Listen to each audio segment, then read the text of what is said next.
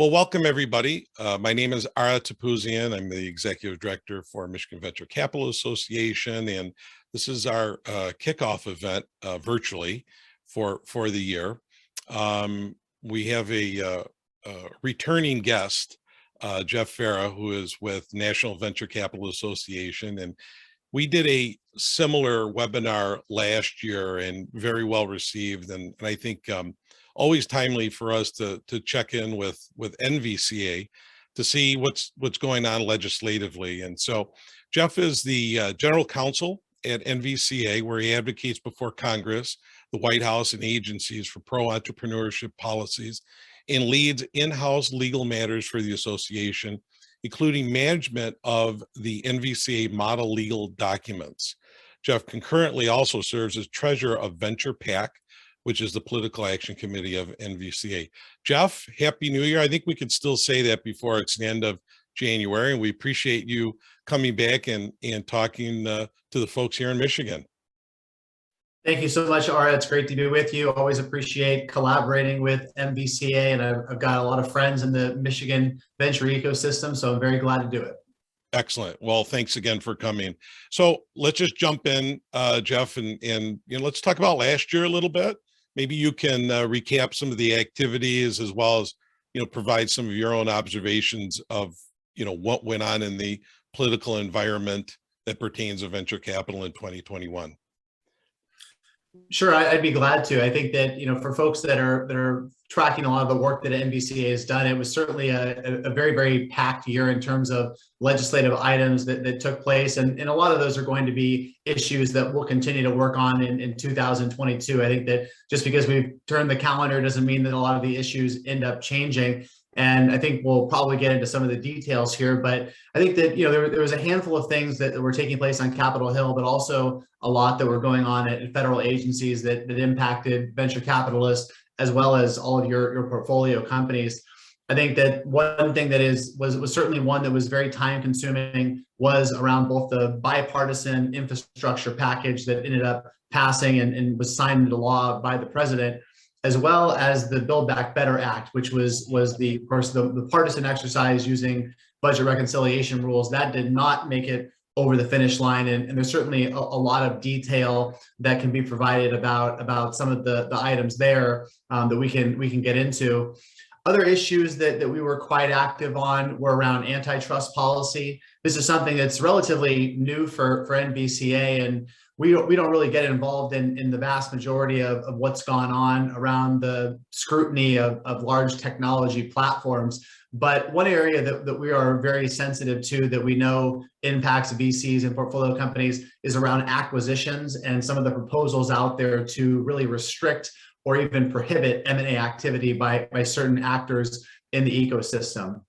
A couple other things to quickly flag are immigration policy. So we continue to push forward on passage of a startup visa so that foreign-born founders can come to the United States to launch the next generation of great American companies. And that's something that we've been active on for a number of years. And then also worth noting is some legislative activity around U.S. competitiveness. Generally speaking, there was an exercise that's still ongoing that I'm happy to dig into around a bill that was formerly known as the Endless Frontier Act, that would make a lot of key investments into basic research and technology transfer. That bill ended up passing the Senate last year and was hung up in the House. But this week, actually, we've seen renewed attention to that. And I think we're going to get into a lot of the House activity that's gone on. So those are some of the big ones at the legislative angle. I think another thing we saw last year was really some renewed interest among the regulatory bodies.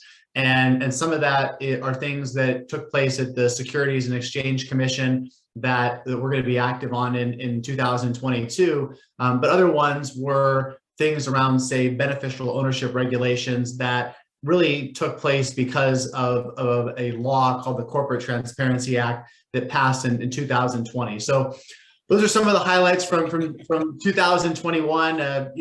Certainly not a lot of time to catch our breath, but would love to talk a little bit about the outlook for 2021 and any of those issues. Right. And you've really kind of laid it up nicely for our discussion today on what those priorities that you said of was last year, and it's going to continue into this year. I'd also add that, for those that are on this in this webinar too, feel free to, post some questions. We'll save some time at the end and certainly try to get to whatever questions that kind of come in. So you can send those in through the chat function or the Q&A. So Jeff, let's go back then a second. You talked about Build Back Better plan. And so it did have, did end on a positive note. Where are we right now with that bill? What's the status of that? Sure. So right now we're in a bit of limbo. And so I'm sure many people understand this quite well, but towards the end of the year, Senator Manchin ended up walking away from the negotiations. Of course, his participation is needed because Democrats are using the budget reconciliation rules, which means that they can pass this by a majority of the Senate, with the vice president, of course, casting a tie-breaking vote. And the reason this is so important is it allows Democrats to bypass the filibuster. So there's no need for a 60-vote threshold to pass the Build Back Better Act. And so what that ends up meaning is that every member of the party has an incredible amount of power. And the two senators, like it or not, the two senators that have kind of exercised that power the most have been Senator Sinema from Arizona and Senator Manchin from West Virginia. And so that's why you saw so much attention being given towards the viewpoints of really those two US senators. And they certainly were the ones that were raising a lot of concerns. And so those negotiations took place really the last couple of quarters of last year. And it culminated in Senator Manchin announcing before Christmas timeframe that he would be walking away from the negotiations. And that was kind of viewed as the death knell, really, of Build Back Better, and certainly something that wasn't welcome news if you're in the White House or things of that sort. And so it's really unclear at this point what the status of these negotiations are. It's something where you've seen the White House certainly express a lot of interest in starting those discussions again. When Senator Manchin has been asked about it, he has indicated that there are no active negotiations going on, that things are on pause, as he has put it. And so it's not clear what's going to really resuscitate that.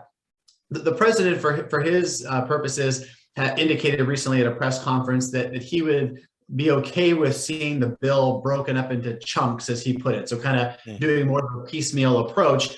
You have to remember that we're talking about a proposal that the last version of it was clocking in at about $1.75 trillion. And so there's been some discussion in Washington about, what type of package might be able to move forward. Could you conceivably have a $500 or so billion package that is only focused on some of the smaller items? Could you include things around climate change?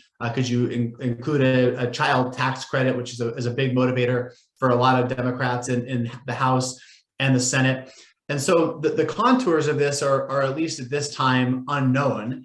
And for our purposes, it's really an opportunity for us to kind of go and revisit where things were towards the end of last year and really make sure that a lot of our equities are taken care of. And what I'm thinking about are specifically, you had the bill, at least in the last versions that was out there in the fall and winter. It did not notably include a tax increase on carried interest or on the top line capital gains rate. That was certainly something that was very welcomed by us, and it was something that we were actively lobbying on during the beginning of the year, middle of the year, right, as the package was being put together. And so kind of job number one for us is making sure that remains in a good spot. We don't have any reason to believe that it wouldn't be, but at the same time, you can see a situation where the White House, Manchin, Sinema, others start getting together and saying, okay, could we put together some kind of a smaller scale package? And you want to make sure that you're not on the chopping block, so to speak. You want to make sure that all the parties kind of are starting from the pay-fors that they had for the $1.75 trillion package, which did not include anything on carry and on capital gains. And so beyond that, the other area that we were incredibly active on that I think a lot of people are tracking is around changes to qualified small business stock rules. And so this is a capital gains exclusion for investments into certain early stage companies that I think a lot of founders, especially and early employees, benefit from.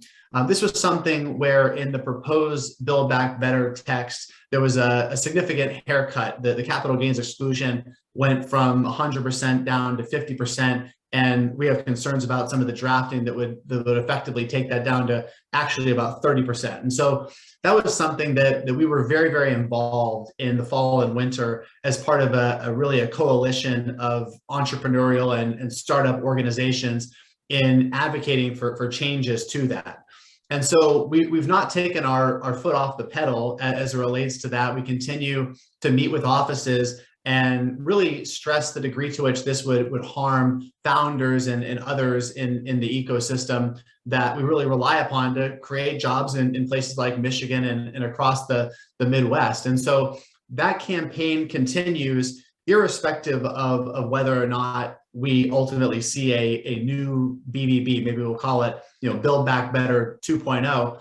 And the reason that continues, regardless of the status of that, is that we don't have the luxury of really only popping our heads up whenever the new bill gets released. And so we have to do a lot of that work now to really put ourselves into a better position when things materialize. So yeah, I guess last thing I would just say about BBB before we're glad to turn to other topics if you like, is that it's also not clear kind of where the Build Back Better Act gets slotted into a lot of the other things that are going on. There is clearly a desire on behalf of a lot of Democrats to kind of shift into items that they can get passed and run on, because there's a concern that Democrats might lose either or both houses of Congress. And so you've seen a lot of activity recently around this China competitiveness bill that I think we should get into some detail on. You also have a lot of issues that are going to materialize around the retirement of Justice Stephen Breyer from the Supreme Court. That's something where we anticipate that the Senate will have a lot of activities and perhaps have its hands full trying to deal with that. And a lot of that depends upon how contentious it actually becomes. And so this is all to say, it is not entirely clear kind of when and in what form BBB pops up, but we're always trying to be prepared. Yeah. Well, and to your point of not taking your foot off the pedal, I mean, I think that leads really into the next question, and something that I think we see challenges too in Michigan is just really the overall misunderstanding of the industry. I mean, this is something that you're working on. I would imagine it's a daily basis for you. But what right now, what are the perceptions by policymakers regarding the venture community? I think we often talk at MVCA about kind of the Dr. Jekyll, Mr. Hyde issue that goes on in Washington. Yeah. And I think that, something to note here is that a lot of our activity tends to be driven both by excitement and about the promise of venture and startup activity and people, wanting to involve our ecosystem, but also this lack of understanding that goes on about venture capital. And if you think about the 535 members of the House and the Senate, they are routinely contacted by very large companies that are, have significant lobbying operations that frankly dwarf the size of the entire venture industry for really many, many companies. And then they also are contacted by, local interests, local small business kind of people talking about things. And so a lot of times when policymakers who don't have a lot of venture and startup activity in their backyard learn of the companies that we're all involved in, they don't really know what to do with us, right? They don't know what category to put us in. Right. And I think people kind of inherently understand that there has been so many high growth companies that have grown because of venture capital, but it's something where, we're a bit of an unusual beast in many ways. And that sometimes, leads to really a lack of understanding. I think also that the one thing that occurs to me is that we oftentimes get a little bit of a negative perception because of other industries that we either closely resemble or kind of reside alongside. And, a lot of times you think about something where, there's a lot of anger and angst around other types of private funds, whether they are hedge funds or buyout funds. And there is certainly a lot of misunderstanding in terms of what it is that venture is doing vis-a-vis those other types of funds.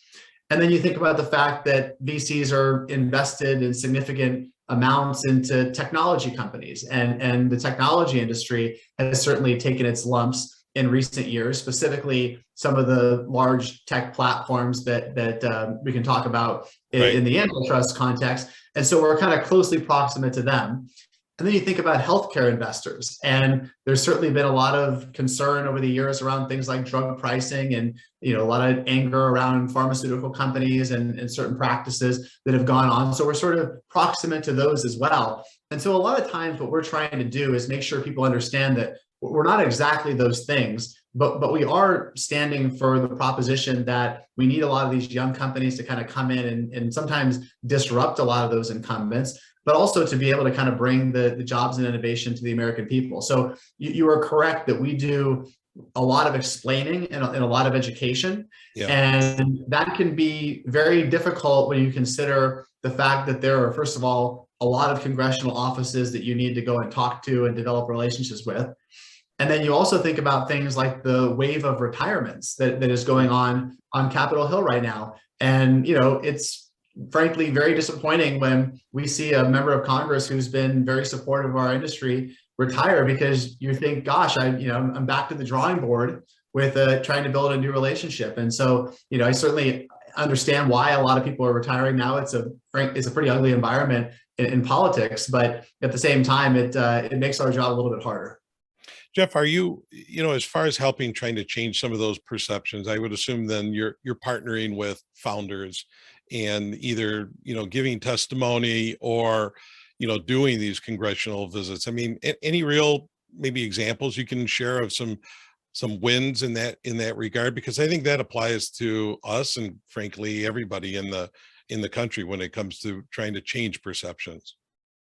I think that, one thing that I would say is that we're very particular about not trying to boil the ocean. I mean, there are, as I said, 535 members of Congress. And when you have precious resources, this is just like a venture-backed company, right? You've got to choose your points of engagement. And so It's not as if we're trying to knock on the door of every single member of Congress, because the reality is that, some of them are not interested in people that invest capital as a living. Others of them are in situations where they don't see the promise of venture capital for their constituents.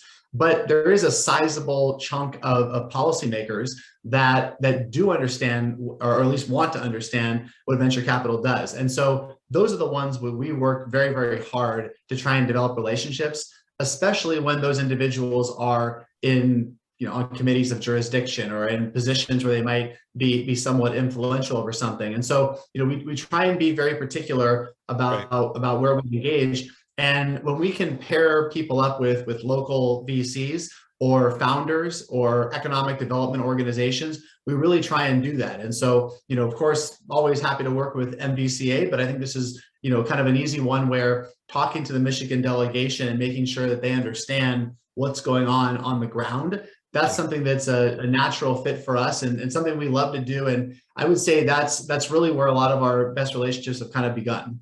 Yeah, and it's an ongoing process. It's not just really a one and done, one reach out and then that's the end of it.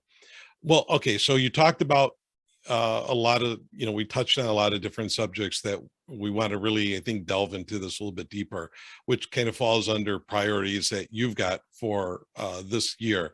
Now, I know you recently, and you've got a link for it, for a blog posting of really what's going on, what you're looking at legislatively this year. And we can certainly put that, I've got that handy. We could put that in the chat as well for people to take a look. Oh, you beat me to it. All right. So we're not going to have everybody, we don't want everybody reading that now, but let's talk about a few different areas. Let's talk about the Platform Competition and Opportunity Act first.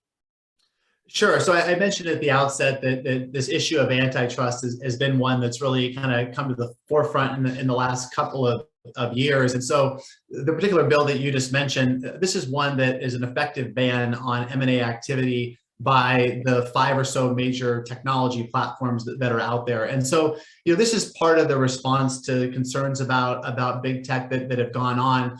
And one of the recipes, so to speak, that people have been kind of moving towards is this idea that the M&A activity of large technology companies needs to be curtailed to some degree at least. And so the kind of bumper sticker that is behind a lot of this is concerns around things like Facebook's acquisition of Instagram or of WhatsApp, and the thought that these large tech companies are acquiring companies in their infancy when they do not yet pose a real competitive problem to the incumbent, but they might be able to. And the idea is that the larger company, could acquire them on the cheap and kind of deal with the problem before it really comes to fruition. So this is something where, certainly we're not in any position or have any interest in defending the large tech companies out there. I mean, they're all formerly venture-backed companies, and that's great and all. But at the same time, like, we're not, in the business of trying to defend, Alphabet and Facebook and whatnot. But at the same time, what we're trying to make policymakers understand is that M&A activity has always been an incredibly important thing within the startup ecosystem. And despite the fact that you have these large tech companies here, acquisitions are not any more common in our ecosystem today than they were 20 some odd years ago when these companies didn't even exist. And so it's really not in keeping with the data to say that these large companies are coming in and gobbling up just tons and tons of companies. I think there are some notable kind of anecdotes that have driven a lot of the policymaking, and that does concern us. And so we've certainly tried to make sure policymakers understand that the data doesn't support the fact that we're seeing kind of runaway M&A activity. And the way we judge this, just for a little bit of background, is kind of by looking at the ratio of IPOs to acquisitions on any given year. And it's fairly constant over time, and maybe made it a little bit of an uptick on the acquisition side, kind of in the immediacy after the financial crisis for a variety of reasons. And so I think that we've really had a role here in trying to make sure that policymakers understand that when you restrict acquisitions by larger companies, you're fundamentally impacting the party on the other side of the table. And that person, that individual who founded a company, has gone through some analysis and determined that an acquisition is the best thing for the company and the investors and the employees and whatnot. And to really disrupt that balance would be something that would be very, very harmful to the overall startup ecosystem, because frankly, acquisition activity is an incentive for people getting into entrepreneurship in the first place. I mean, people ultimately need to have an exit to realize liquidity and whatnot. And then finally, I'll just say that a lot of this is also going against the backdrop of it becoming harder and harder for small and medium-sized cap companies to go onto the public markets. And so, we are concerned at a time when it is difficult for companies to go public. Also making it harder for them to be acquired would be a real bottleneck in the ecosystem. And so we're working actively against the Platform Competition and Opportunity Act. It's something where the bill did pass the House Judiciary Committee on a very fractured vote. We were able to get significant dissension from a lot of allies of our industry, and it has not yet been taken up by the Senate Judiciary Committee, although there is an introduced version in the Senate. And so we are hopeful that we've been kind of kicking up enough dirt on this issue to keep it off the markup calendar for Senate Judiciary. But if it does come forward, we'll certainly be prepared. And so that's all legislative issues that are going on. Kind of last thing just to mention, Ara, on this issue is that there's a whole regulatory agency side of these things as well. Right. And certainly the Federal Trade Commission under Chair Lena Khan is incredibly active. She has a very firm viewpoint about a lot of the large tech companies that are out there. And we do get concerned that a lot of that trickles down into our ecosystem as well. And so the FTC and Justice Department recently announced a comment period to look at something called the merger guidelines, which would be something that might impact M&A activity in our ecosystem. And so we're likely to be commenting on that and being actively involved in that process as well. So this is also relatable to what the U.S. Securities and Exchange Commission has been talking about too, right? I mean, when you're talking about some continued transparency and whatnot, you had mentioned to me offline that Chair Gensler had made some comments on that. Anything you could add to that? Yeah, I think the SEC issues and kind of regulatory issues generally are going to be very active for us. And that's especially the case because at some point with the midterm elections, you'll see legislative activity kind of calm down a little bit at least. It's probably not going to happen until the summertime. But a lot of the agencies are really pushing for action here. And Chairman Gensler is someone who I think that he has a strong interest in seeing movement here on a lot of his priorities. Regulation of private funds and private companies is something that he has talked about recently, and perhaps folks saw he talked about this a week or so ago on CNBC on Squawk Box, and there was also a Wall Street Journal article that came out in this regard as well. And his concern is kind of twofold. On the private fund side, he is concerned about a lot of what he calls transparency issues that are going on in private funds. I think he is very, very sympathetic to a lot of limited partners that are perhaps pension funds and whatnot that would like to learn more about some of the fund managers. I think that, for the most part, a lot of the concerns, as far as we can pick up, are, again, more around hedge funds and private equity buyout firms. The problem, of course, is that increasingly MVCA members have had to register as registered investment advisors at the SEC. And as people well know, there's a few reasons that you've kind of seen that. I think that the exempt reporting advisor category that NVCA was able to get as a part of Dodd-Frank many years ago, this is something where the definition has proven more problematic in recent years. I think that people purchasing secondaries has been one way that the non-qualifying basket, so to speak, has really filled up. There's certainly people seeding fund of funds, and that's been something that has caused some issues as well. And then last but certainly not least, cryptocurrency, blockchain technology investments have also been non-qualifying investments. And so you kind of add that all together, and more ERAs become RIAs. Well, why is that a problem? The problem is that other RIAs are the target of a lot of these regulatory measures.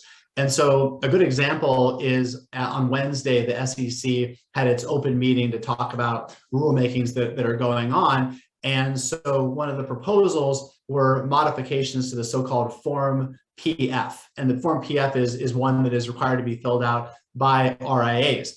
And so if you look at the language that was used in the justification for why there was more transparency measures needed and more information needed to be provided on a quicker basis to the SEC, they didn't talk about venture capital funds that happen to be RIAs because they purchased too many secondaries or something like that.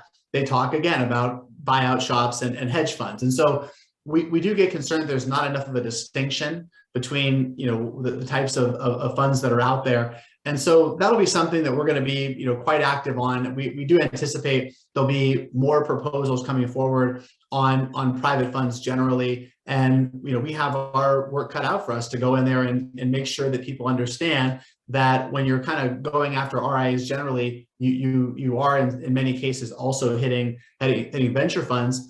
And I think that there also is some concern that some of this activity does trickle down into ERAs as well. And that certainly would be a big moment for us. I think the other thing to kind of turn to the other side of this coin is around regulation of private companies. And this is something where one of the Democratic commissioners, Commissioner Lee, gave a speech in the fall of last year. And she talked about this concept of private companies, quote, going dark. And what she's referring to is this idea that you have these very sizable private companies, unicorns or even larger, kind of private companies are in a position where they are, significant employers. They've raised lots and lots of capital, and they're in the private market. So the SEC and other regulators just don't know as much about them as they would about companies on the public markets. And she refers to that as going dark because the SEC doesn't know as much as it would like to know about very significant companies that are out there. And so this is something where Chairman Gensler has indicated his interest in also doing some activity around trying to have additional requirements and disclosures on private companies. Obviously, that's something that gets our mind racing in terms of what that might mean. And the piece that we've been saying and will continue to convey here is that there are a variety of reasons why venture-backed companies have remained on the private markets as long as many of them have. But in a lot of cases, the reason for that is the public markets haven't been all that inviting. And there's been a lot of capital available in the private markets to kind of stay private when you want to. And so it seems kind of like a strange thing to force companies to go public by making the private markets a really terrible place to be. So, we would rather have the focus be on making the public markets more inviting to really kind of bring in those private companies. So that's something where there's not any specific proposal that's out there, but we are starting our advocacy efforts both within the agency as well as on Capitol Hill, because we're very mindful that this all could come relatively quickly. Right. Okay. So let's talk about the U.S. Innovation and Competition Act, pro innovation, pro tech. Talk a little bit more about that. Sure. So I mentioned that we were kind of doing the look back at 2021, that this is something where we were very involved in the Senate passed product and worked very closely with Majority Leader Schumer and his team, as well as Senator Todd Young from Indiana, who's been a really great champion of our ecosystem over time in putting together the Endless Frontier Act. And obviously basic research investment and technology transfer has played a very important role in foundational and emerging technologies that venture has been involved with for a long time. And so that's all great news. But when we were really in the beginning points of talking about this bill, the piece that we were most focused on is on making sure that there's a commercialization and kind of private sector angle to this whole thing. Because the frustration that we have picked up on is that sometimes money goes into funding basic research, and if all that kind of comes out at the tail end of that is a really widely read white paper that doesn't do a whole lot after that, I'm not sure that that's the best value for the taxpayer. I mean, ultimately, the thing that we would like to see is commercialization, and you all obviously have some amazing research institutions in Michigan that do this sort of thing. And so there's a lot of language in what was then known as the Endless Frontier Act to that effect. And so that bill ended up kind of getting wrapped into a larger measure called the U.S. Competition and Innovation Act, as you say, and that passed the Senate last year with 68 votes, which these days, getting 68 members of the Senate to vote for something is pretty darn impressive. And so we were fairly frustrated, really, the second half of last year, because despite that really significant effort, it kind of waned in the House. And to be fair, the House was focused on other priorities like Build Back Better, and certainly Speaker Pelosi had a difficult time making sure she was kind of keeping the different pieces of the Democratic Party together on that bill. But nevertheless, we were disappointed not to see any action on it. And so what we have seen really this week is the House kind of turning in earnest to this idea for the first time. And this is one where you have to kind of examine the politics and see that there's no Build Back Better 2.0, as we called it before, currently, and there are not other priorities kind of going on right now. And so this was a great opportunity for Speaker Pelosi to be able to turn to this bill, which might be a feather in the cap of Democrats that are running for re-election this November in a very tough political environment. And so what ended up happening was earlier this week, the Democrats ended up releasing a bill called the America Competes Act. And so that bill does a lot of things. It kind of pulls together things in the National Science Foundation space and whatnot. But one piece that was really encouraging to us is that we have been very involved, as I said before, on the issue of creating a startup visa. And this is one where we have really gotten behind a bill by Congresswoman Zoe Lofgren from Northern California called the Let Immigrants Kickstart Employment Act. And her bill would create a startup visa for foreign-born founders to be able to come here. And so that act was substantially included in the larger competitiveness bill. That's very exciting to us because immigration has been a very, very tough thing to pass, as we all can appreciate. And so the idea that Congresswoman Lofgren was able to get her startup visa proposal included in this larger bill that's very likely to move forward is something it's really great news for all of us. The trick, of course, is going to be making sure that it gets across the finish line. And you certainly could anticipate some opposition out there and people saying, look, this is not really what it is that we're focused on, and this is not the angle we're going with this bill, and maybe it gets kind of on the cutting room floor. But we're certainly going to make a big push for it. We put out some public statements in the last 36 hours or so to that effect. So we'll see what ends up happening here. I think that the House is very likely to take some action on their bill here in the next few weeks. And then the question is whether or not the House and the Senate go to conference to work out their differences and kind of put one product in front of the president for his signature, or if there's, they do something what we refer to in Washington as ping ponging, where, one house kind of passes a bill and then hands it over to the other side and lets them pass their version. So we'll see, but it's all encouraging. And I guess the big takeaway for us is that, the country needs to get serious about making our country the best place in the world to start a high growth company. And, it's taken a lot of, significant investments by China in particular for policymakers to finally get serious about this. And so we're really glad to see it, and we're glad to partner with folks. Yeah, no, definitely agree with you on that. And that's terrific. One last one would be the infrastructure bill. There's been past support for tech-based programs, and there could be some more funding coming down the road. Where does that stand right now, Jeff?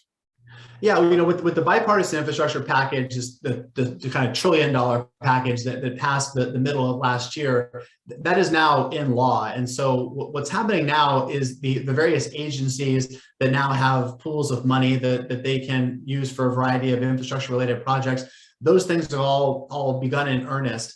And so it means that we're going to be spending a lot of time this calendar year talking to agencies that we haven't spent a lot of time talking to historically. I mean, I'm thinking of the Energy Department and the Transportation Department and whatnot.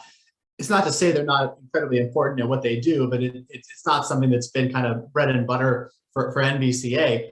But that said, you see these situations where the Transportation Department and the Energy Department and some others are very interested in making sure that they have the best technology to be able to deploy in a lot of these infrastructure projects. And so, one dialogue that I would just highlight in particular that we have had is with the Energy Department around climate technologies. And we've been able to convene both climate investors as well as venture-backed companies in getting together to make sure that as the department moves forward on things like hydrogen, for example, that they have the situational awareness to see that there is a kind of different type of company out there than perhaps some of the large incumbents. And we'll be continuing to do that. And then also kind of be making sure that when the rules are written, they're not done in a way that would disadvantage venture-backed companies. And that sounds like a very kind of, opaque thing to say, but the one thing to kind of take away from this is, we look at what happened with programs like the Paycheck Protection Program,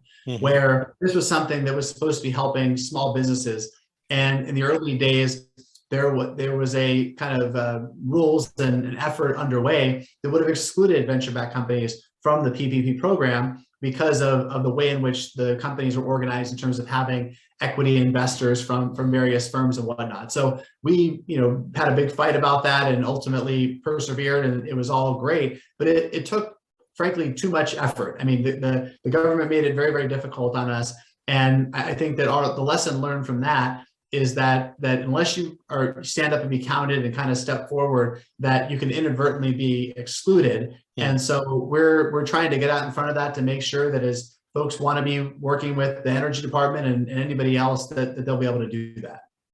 So Jeff, as we're having this conversation, as I'm listening to all this, and I would imagine too that our members that are listening to this as well, in the back of their mind, they're thinking, all right, so what can we do here? Where can MVCA help? What can the investors themselves do? Any good action items that you could pass along that Michigan should be paying attention to or getting more involved in? I think that you all are blessed in that you have a very active and considerable congressional delegation that is in Washington on key committees of jurisdiction.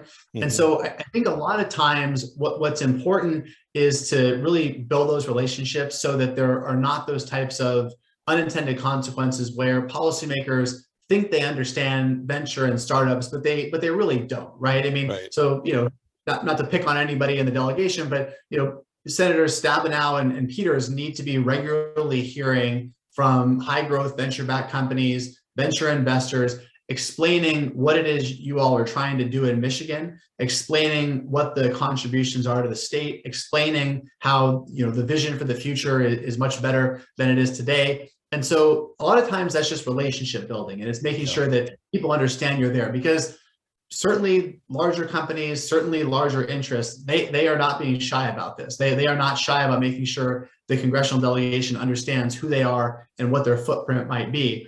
And it's the sort of thing where kind of a constant drumbeat of that relationship building is incredibly important. And then when there's particular issues that are coming forward, it makes the ask of going in and talking about the policy issues that much easier, because you're not beginning the meeting by saying, oh, by the way, there are venture capitalists in Michigan that you should know about.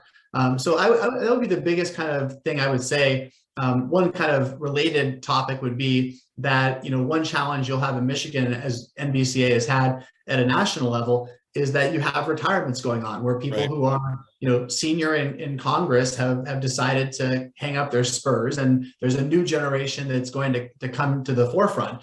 And so you have to start the conversation all over again. And that can be very frustrating, but there's really no substitute for it. Yeah, I mean, I think that's just the lay of the land. That's always going to happen. But that's, I'd highlight everything that you just said.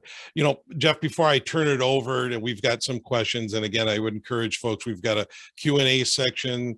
You can type it anonymously or whatnot. Give us your questions. We're going to try and get to it. Jeff, you really talked a lot about the known unknowns. Are there any others, though, that you foresee in this 2022 year that we should maybe look for or keep an eye on? Yeah, I mean, I write in the blog that we shared about kind of the known unknowns, because I've worked for MVCA for 6 years now, and it feels like every year, we start off and we talk about the things that we think are going to happen or we're likely to work on. And every year it feels like something kind of comes out of left field. Like, I mean, I've talked with Jan Garfinkel, our mutual friend, over the years about how when I was interviewing to work at NVCA more than 6 years ago, I didn't think that the venture industry would ever have to contend with things like the Committee on Foreign Investment in the United States and kind of foreign investment scrutiny. But sure enough, it kind of came up in the 2018 timeframe, and we spent a lot of time working on it, including when Jen was board chair. And so, that's something where it wasn't really predictable, but sure enough, it happened, and it was significant. I think a lot of the SEC regulatory issues that we are likely to confront this year, these are things where, our strong suspicion was that at some point, Chairman Gensler was going to move to kind of more action items as a part of his agenda. We didn't know exactly what those were going to be. Sure enough, it seems like private funds and private companies is an area of interest from him. So, we don't know to what degree how this stacks up vis-a-vis other priorities. And so I think for more than anything, it's a matter of making sure that we remain prepared and are very flexible in terms of what we do. I think that, we've been fortunate in that over time, some policy priorities of ours have passed into law and kind of become ones where they're a little more in the rearview mirror. And thank goodness they do, because it kind of gives you a little bit of a resources opportunity to pursue some of the other challenges that you have. Okay, terrific. All right. Well, Jeff, I don't know if you could see some of these questions. We're going to jump into a few of these. I think the first one I'm going to start with is, because we've talked about this before, is the Volcker rule. And so I'm going to just read questions as they are. The NVCA did some good work to get the Volcker rule modified to exclude venture capital funds from its coverage. It was also working to exclude venture capital fund funds, but that exclusion didn't come through. Do you see any movement coming on that? Thanks for the question. I don't know that I do. I'm happy to kind of dig in there to see if we can get some more intel on any movement there. My sense is that, we've probably seen what we're going to see for the time being on the Volcker rule. If you kind of think of like what the agencies are focused on these days. It's more of a pro-regulatory approach than a deregulatory approach. And so, we made sure to shoot our shot during the Trump administration, knowing that was certainly that administration had an attitude towards deregulation, and this is something that we kind of took advantage of that. I'm not so sure that the current SEC and Fed and whatnot is necessarily going to go down that same road. I think one example I would just give is around the issue I mentioned before around registered investment advisors, and we certainly tried very hard when Jay Clayton was the chairman of the SEC to get some relief so that not so many venture funds needed to register, that more could remain ERAs, even, for example, if they were purchasing secondaries that filled up the 20% bucket. That's something where we don't see a great opportunity for that to go forward under the Gensler era, and we're probably more of a defensive posture, but happy to chat further about it. Okay. Next question is recommendations on how to proceed with potential IP infringement, reverse engineering by big tech companies on a portfolio company. Is this worth discussing with members of Congress? I think, making members of Congress aware of issues that your portfolio companies are approaching is not a bad idea. I think the only caution I would give is that members of Congress are probably not going to be that well positioned to do much about it. Certainly this is something where, maybe having conversations with the Patent and Trademark Office and litigation obviously is one approach to kind of doing that. But, if you want to think of it in terms of a member of Congress, this story might be one data point or a couple of data points in how the member of Congress really perceives patents, intellectual property, generally speaking, and might inform their approach to some legislative package down the line. But there's probably little they can do about it. And, I don't know that a lot of members of Congress can really spend a lot of time kind of understanding some of those extremely sophisticated concepts. Okay. So we got one more question. I would remind folks we're getting close to the 2:00 hour. We do have some time for some more questions. Certainly type that in the Q&A and we'll get to it.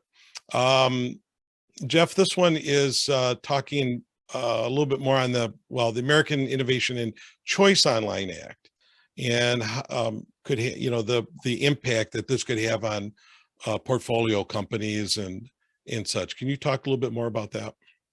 Sure. Just a little bit of background for other people on the call besides the question asker is that there was a suite of 5 antitrust bills that were considered by the House Judiciary Committee. And one of them was the Platform Competition and Opportunity Act that I mentioned before, which is an effective ban on acquisitions by the 5 technology platforms. There are other bills out there that do some things around kind of state AG powers around antitrust. That one's sort of seen as the least controversial of the lot. And then the bill that this individual asked about is kind of otherwise known as the so-called self-preferencing bill or non-discrimination bill. And the idea behind it is to make sure that companies like Apple or Alphabet or whatnot are not unnecessarily or unduly preferencing their own products and services. And so this is one where we have made a very, very conscious choice in consultation with our board to only focus on the acquisition piece. And so we're not active at all on the American Choice and Online Innovation Act. And so this is one where, certainly I think that there is a wide viewpoint within the venture ecosystem about this bill. And people are not going to be surprised at all that, some people have very, very negative stories about large technology companies doing things to them. I think, we talked about the intellectual property piece with the previous question. I think, certainly some are concerned about the way the platforms do preference their own products, whereas others, kind of see themselves as part of the same ecosystem and are concerned about the bill. So we don't have any unanimity in the venture industry on the other antitrust bills, but the acquisitions piece is the one that we really do have a lot of people that are saying, look, this is really important. So we've not been involved in that bill. We don't anticipate getting involved in that bill.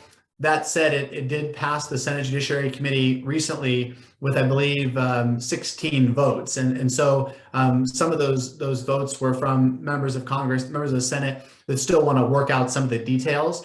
And so I think that Senator Klobuchar and Senator Grassley, the 2 authors of the bill, they have a lot of work to do in the coming weeks and months before that bill is probably ready for the floor of the U.S. Senate. And then they've got the kind of Herculean task of trying to get time on the Senate floor. I mean, the most precious commodity in Washington D.C. sometimes is called the time on the Senate floor. So I'm not sure what the prospects are for necessarily doing it, but that's a little bit of my analysis. Okay, well, I definitely appreciate that. Well, Jeff, we're almost out of time. It's always a pleasure talking to. We continually share updates and information as you guys pass that along to us. And, this may be our first touching point for the year, but as you know, it's not the last one. So, I mean, we appreciate certainly the partnership that we have with you. We appreciate the work you are all doing on a national level, and certainly whatever we can do to support that on a state level, we'll definitely do. So I definitely appreciate you doing this today. And maybe the sign of a good webinar is no more questions. It means you answered everything. I guess it could be the other way around too, that you didn't answer any of them and then they don't want to ask. But I think it's you answered everything as perfectly as you always do. So Jeff, thanks for being part of this today. Thank you very much for the opportunity, and thanks for everybody for giving us a little bit of time today. Yeah, awesome. As we close